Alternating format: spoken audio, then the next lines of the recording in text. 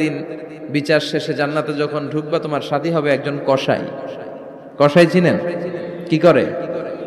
গোশত কাটে। সাইয়েদনা মুসা আলাইহিস সালাম অবাক হলেন, ঘটনা কি? কসাই, আমি হইলাম নবী আর আমার সাথে জান্নাতে থাকবে?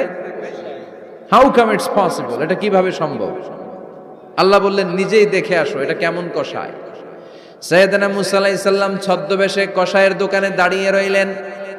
দেখলেন স্পেশাল বিশেষ কোনো আমল নাই, কসাই শুধু গোশত কাটে, গোশত বিক্রি করে। দিন শেষে দোকান বন্ধ করে প্যাকেটের ভেতরে গোশত নিয়ে বাড়িতে রওনা হয়েছে। বাড়ির ভেতরে ঢুকে যাওয়ার পর সাইয়েদনা মুসা আলাইহিস সালাম ঘরের দরজার কড়া নাড়লেন। কসাই বলে, মান আনতা, তুমি কে? মুসা আলাইহিস সালাম বললেন, আনা মুসাফির, আমি মুসাফির, থাকার জায়গা নেই, আপনি যদি থাকার জায়গা দেন আপনার বাড়িতে থাকবেন। কসাই বলে, আসেন। সাইয়েদনা মুসা আলাইহিস সালাম ঢুকলেন। কসাই বলে, এই ঘরে একটু থাকেন, ওই ঘরে আমার একটু